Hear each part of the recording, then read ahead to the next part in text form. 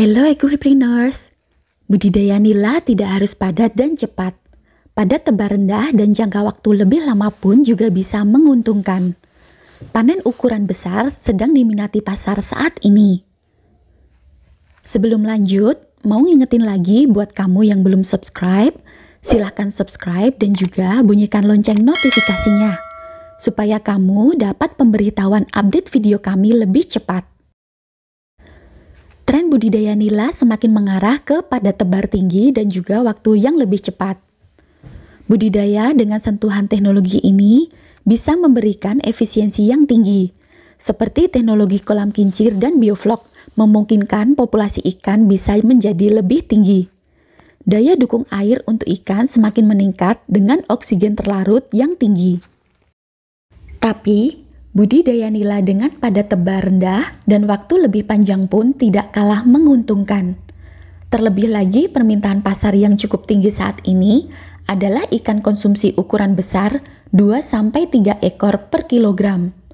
Pada saat video ini dibuat, permintaan nila ukuran besar lebih tinggi dibandingkan dengan sebelumnya.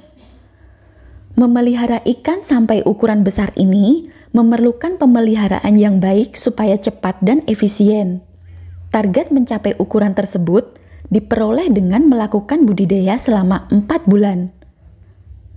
Lalu, gimana sih pemeliharaan dan analisis usahanya? Budidaya nila oleh petani Ngemplak, Sleman, Yogyakarta ini dilakukan di kolam tanah. Airnya cukup baik dan juga mengalir sepanjang waktu. Perhitungan ini untuk 2 kolam berukuran 400 meter persegi berupa kolam tanah.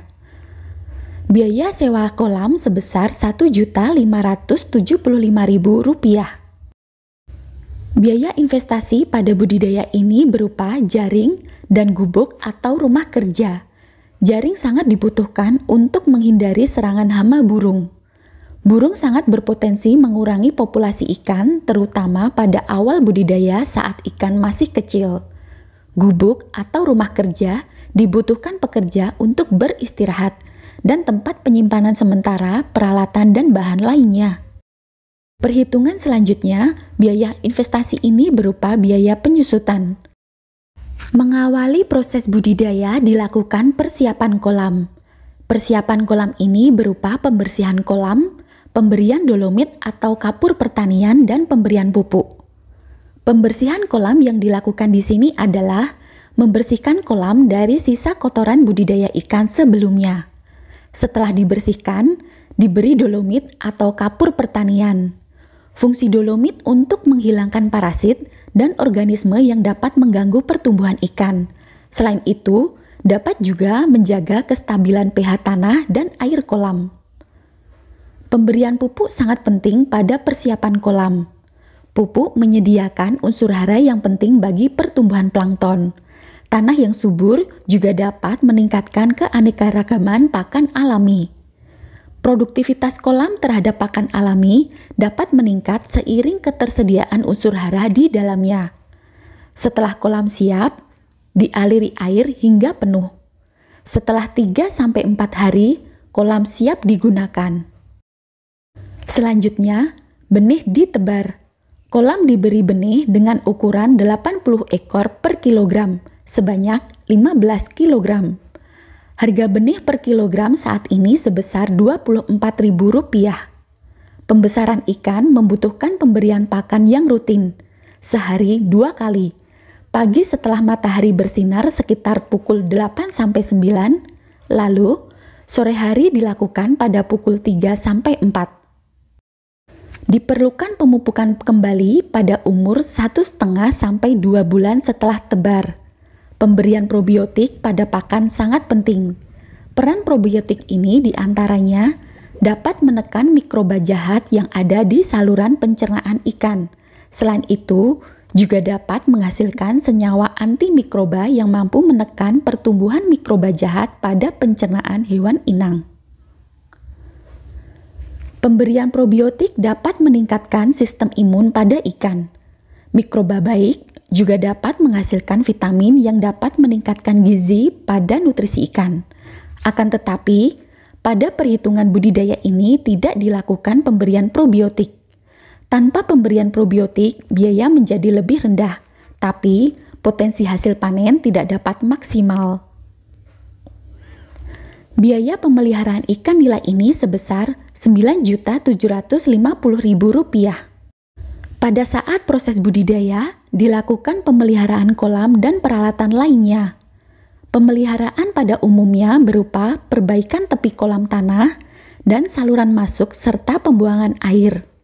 Kolam tanah sangat membutuhkan pemantauan dan perbaikan terhadap dinding kolam. Untuk pemeliharaan 2 kolam dibutuhkan biaya sebesar Rp160.000. Selanjutnya, kita hitung biaya investasinya. Nah, investasi di sini berupa peralatan yang nantinya akan disusutkan. Peralatan ini antara lain jaring dan gubuk atau rumah kerja. Peralatan disusutkan selama 5 tahun dan diasumsikan nilai sisanya masih cukup tinggi. Kolam tidak disusutkan karena petani tidak membangun kolam. Petani menyewa lahan yang sudah dibangun kolam oleh pemiliknya. Jadi, biaya penyusutannya sebesar Rp166.666. Kolam masing-masing berukuran 400 meter persegi. Tapi, jika ditotal keseluruhannya, luas lahan yang disewa termasuk tempat pembangunan gubuk dan tepian kolam seluas 900 meter persegi. Biaya sewa lahan per tahunnya yaitu Rp1.750 per meter persegi. Jadi, biaya sewa lahan selama proses budidaya sebesar Rp525.000. Tenaga kerja dibutuhkan pada saat pemeliharaan, yaitu untuk pemberian pakan dan pemantauan. Pada budidaya ini, pakan hanya diberi air sebelum penebaran. Tidak ada proses pencampuran probiotik. Dengan cara ini, pemberian pakan bisa lebih cepat. Proses ini rata-rata memerlukan waktu sekitar setengah jam. Budidaya kolam konvensional ini juga tidak ada pemantauan yang intensif, seperti kolam kincir dan bioflok. Kedua sistem budidaya ikan ini membutuhkan pemantauan yang lebih intensif, terutama mitigasi listrik mati. Tenaga kerja juga diperlukan pada saat panen. Dibutuhkan 2 HOK untuk sekali pemanenan per kolam. Biaya tenaga kerja langsung per periode sebesar Rp920.000. Selain biaya tenaga kerja langsung, juga ada tenaga kerja tidak langsung. Tenaga kerja tidak langsung ini merupakan biaya implisit karena pada kenyataannya secara real tidak dikeluarkan. Biaya ini merupakan biaya pengawasan dari pemilik usaha. Biaya tidak langsung selama 4 bulan sebesar Rp28.000. Total biaya yang dibutuhkan sampai dengan panen sebesar Rp11.799.666. Hasil panen selama 1 periode sebesar 400 kg per kolam. Ukuran ikan 2-3 ekor per kilogram. Harga jual ikan nila per kilogram Rp25.000, sehingga penerimaan produksi sebesar Rp20 juta. Budidaya ini menghasilkan keuntungan bersih sebesar Rp8.200.333. Rata-rata pendapatan per bulannya sekitar 2 jutaan. Ini diasumsikan dengan tenaga kerja. Jika semua dikerjakan sendiri dan memang begitu pada kenyataannya, pendapatan bersihnya bisa jadi lebih tinggi. Hanya dengan bekerja sekitar 30 menit per hari, sebulan bisa dapat 2,3 jutaan. Pendapatan ini jauh di atas upah minimum Kabupaten Sleman tahun 2020. Kemudian, untuk analisis usahanya bisa menggunakan R/C rasio atau B/C rasio.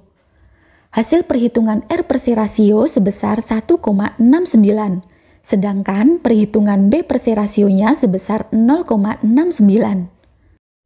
Jika menggunakan perhitungan R/C rasio, maka usaha ini bisa dikatakan layak. Akan tetapi, jika menggunakan B/C rasio, usaha ini jadi tidak layak karena nilainya kurang dari 1. Break-even point per kilogram diperoleh dari biaya produksi dibagi dengan hasil panen. Diperoleh BEP sebesar Rp14.749 per kilogram. Gimana agripreneurs? Cukup menarikkah budidaya ikan nila konvensional ini? Biaya produksi rendah, kerja sangat santai, dan keuntungannya cukup tinggi. Jika menurutmu informasi ini bermanfaat, silahkan like dan share video ini ya. Jangan lupa subscribe channel Inspirasi Agribisnis. Demikian video kali ini, semoga menginspirasimu. Sampai jumpa di video selanjutnya.